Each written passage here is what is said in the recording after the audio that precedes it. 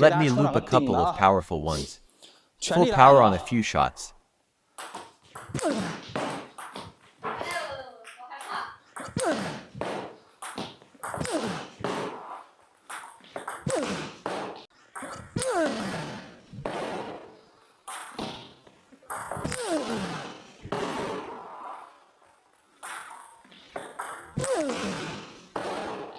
When looping backspin, the first step is not to focus on the legs. Don't try to squat down with the legs or pulling the hand down either. Find the hips first. The grip for our backspin loop is also very important. Remember, first the framework, then the fingers. If we are going to play a backspin ball, our first step must still be to find this area. We must find our hips. Look at the feeling of my hips stepping down. After my thigh is planted, my hips retract inward.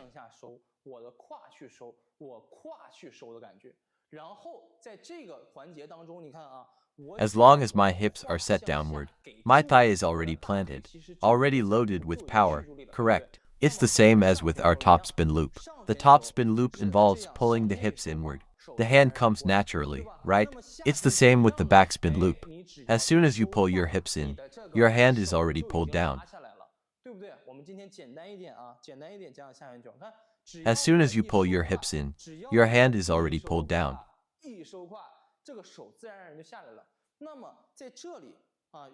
I'll tell you what to adjust. We need to adjust the direction of our hip pull. From the start of the hip pull, we must adjust it. For example, remember this. Not every backspin ball means I just step down. Pull my hips down, and I can loop it. If I want a power loop, if I want a high arc loop, I must decide from the start of the hip pull.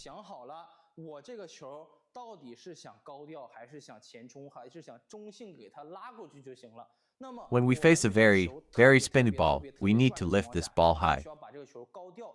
If we want to add spin to this ball, to add friction, to get it on the table, right?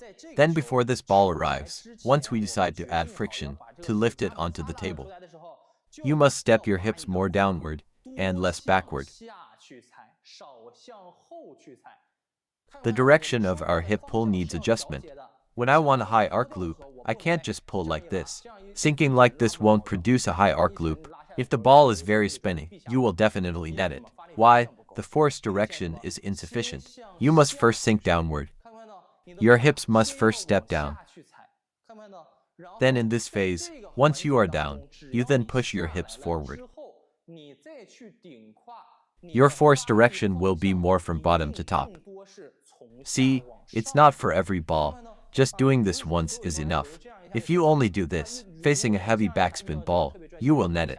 Starting from the decision to loop with high arc, when the ball is very spinny, your first step, your hip pull, must step down more. Then from this posture, as long as you push your hips forward, your force direction will be more upward. My trajectory is now like this. Now the trajectory is like this. This trajectory isn't achieved by my hand alone. Can you see my framework? I'm not separately moving my hand from here to here. I must first have this. My hips must sink first. My hips and my hands are one. These two areas exert force together towards here. It's determined by the direction of my hip pull. It determines where my hand swings. My motion is now from bottom to top. But it's not that my hand alone accomplishes this. It's my hips that determine my force direction.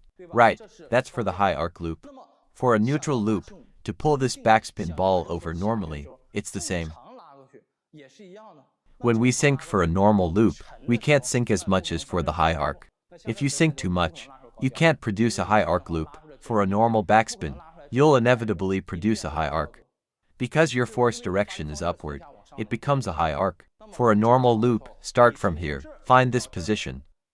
Here, it needs to be slightly more backward compared to the high arc loop. This is high arc. This is normal backspin.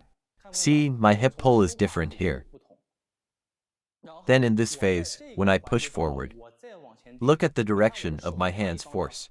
Isn't it more forward now? Previously it was like this. Now it's like this, right? The direction of my hand's force is determined by my hip pull. Before looping, I must first find this area. Based on the different ball, I must adjust here first. Then I can adjust with my hands. It's not about only adjusting with the hands to loop different backspin balls. It's the same if I want to power loop. The first step for a power loop, the ball can't be to spin it. You can't power loop a very spinned ball. For such a ball, if I want to power loop, I pull slightly more backward. See? As long as I go backward, my hips will inevitably go forward. Look. I can't have my hips going back and my force going up. Impossible. That would break my power framework. Right. The opposite is also true. I can't sink downward and then go forward. That's also impossible. Right. So remember the backspin loop framework. Start from the hips, facing different balls. First find the correct direction for the hip pull. As long as your hip pull is correct, your hip push will naturally follow that feeling. Your hands will also follow your hips to complete the adjustment in force direction. For a high arc loop, do this. Right, for a less spinny ball, like this. Too little spin, want to smash, like this. If this is correct, your force direction will be correct. Your force direction is correct, your hands will naturally be correct. The first step is still to find this. Don't just focus on adjusting the hand's force direction. If this is correct, your hands will naturally be correct. Then you can focus on the grip and you can get this ball on the table. Do you understand, friends? Let me demonstrate a few loops for you. It's essentially adjusting the direction of the hip pull to decide whether our backspin loop is a high arc or a power loop. Let's loop a few different backspin balls. I don't know if you can see my body. When we want a high arc loop, the first step is the hips must pull more downward. Let's start with high arc loop.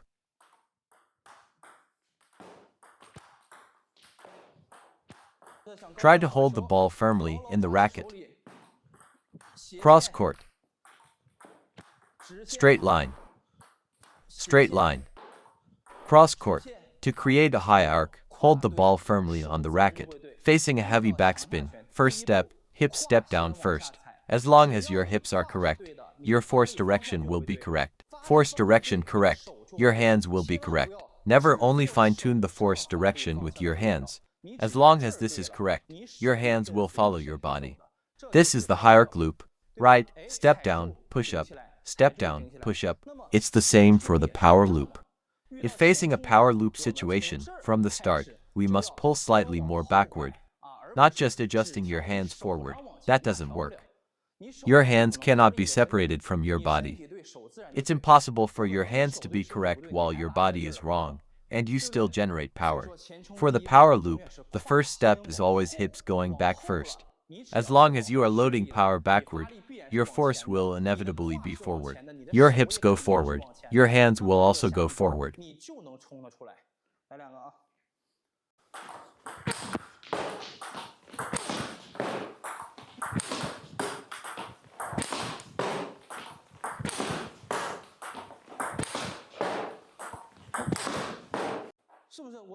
See, for a power loop or a high arc loop, it's not about whether my body sinks, but whether my legs, my hips, step down.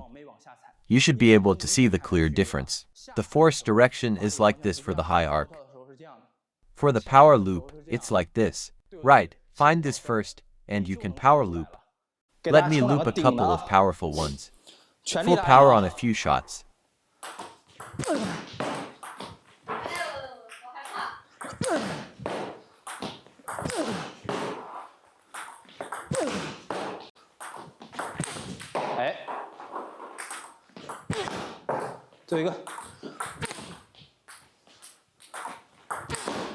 Right, force direction. Everything else is unchanged. You just need to find this correctly, and you'll loop well naturally.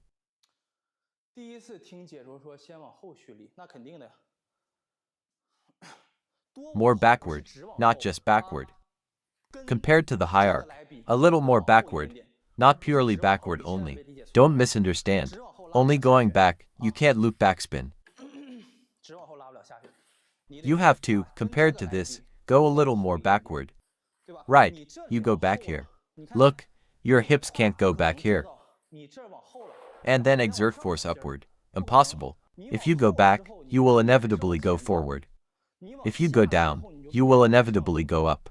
Then in this part, the hand and your body are always one. See? So as long as this is correct, your hands will naturally be correct. So why do we say forget the hands? This is called forgetting the hands. Don't worry about whether your hands sink down or sink back. If this is correct, it naturally takes your hands with it. See, my hand isn't moving. You just need this correct. As long as this is correct, your hands will be correct. So at this time, for the backspin loop, also forget the hands. You just go back, your hands go back, my hand isn't moving. Everyone can try this themselves. Hips back, hips down, hands down.